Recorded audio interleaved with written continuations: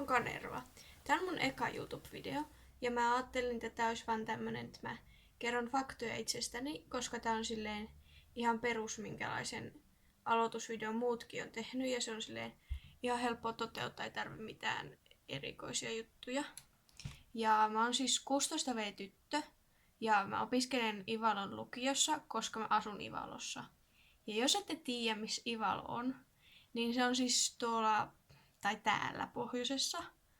Tosi pohjoisessa, siis jos te ajattelette, että Rovaniemi on pohjoisessa, niin meille se on todella etelässä, kun me ajatellaan se täältä kautta.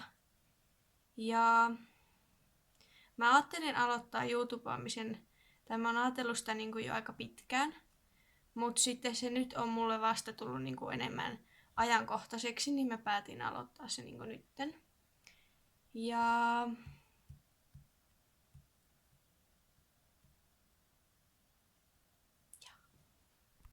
Ja Kanerva on siis mun toinen nimi, ja mä valitsin sen tämän mun blogin nimeksi, koska mä oon aina tykännyt siitä. Se on mun mielestä kivan kuulonen ja tälleen. Ja se on sopii YouTube-kanavan nimeksi mun mielestä. Ja tää huone, tää on mun ja mun siskon huone, joka on 13 vuotta. Ja sen siskon lisäksi mulla on vielä toinen sisko, joka on 10, ja pikkuveli, joka on 6V, sitten meillä on äiti ja isä. Ja yksi tärkeä fakta, jonka mä haluan, että te tiedätte heti aluksi, on se, että mä oon uskovainen. Ja koska ihmiset voi ajatella siitä, että on uskovainen niin monella eri tavalla ja se voi tarkoittaa monta eri asiaa, niin mä aion kertoa teille, mihin mä itse uskon. Ja mä siis uskon siihen, että Jeesus kuoli ristillä sen takia, että mun ja Jumalan välit olisi uudestaan kunnossa. Ja ne välit oli siis mennyt rikki siksi, koska mä en ollut totellut Jumalaa enkä uskonut häneen. Ja Jeesus siis kuoli sen takia, että mä pääsisin taivaaseen. Mutta Jeesus ei kuollut vain mun puolesta, vaan se kuoli meidän kaikkien puolesta. Eli jos sä uskot Jeesukseen, niin sä pääset taivaaseen. Se on musta silleen aika simppeli juttu, että ei tarvi suorittaa mitään joissain muissa uskonnoissa, koska mun ei tarvi tehdä mitään muuta kuin uskoa se. Sitten mä voisin kertoa, mitä mä harrastan.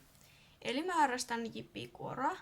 Sitten mä tykkään todella paljon käsitöistä ja askartelusta ja piirtämisestä ja kaikesta tämmöisestä, missä voi tehdä jotain itse.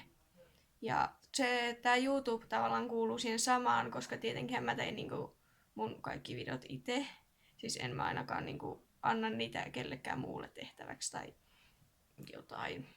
Sitten mä tykkään myös todella paljon retkeilystä ja kaikesta luonnosta. Ja mä myös luen paljon. Mulla on siis tää lunttilappu, koska mä en muuten muista näitä.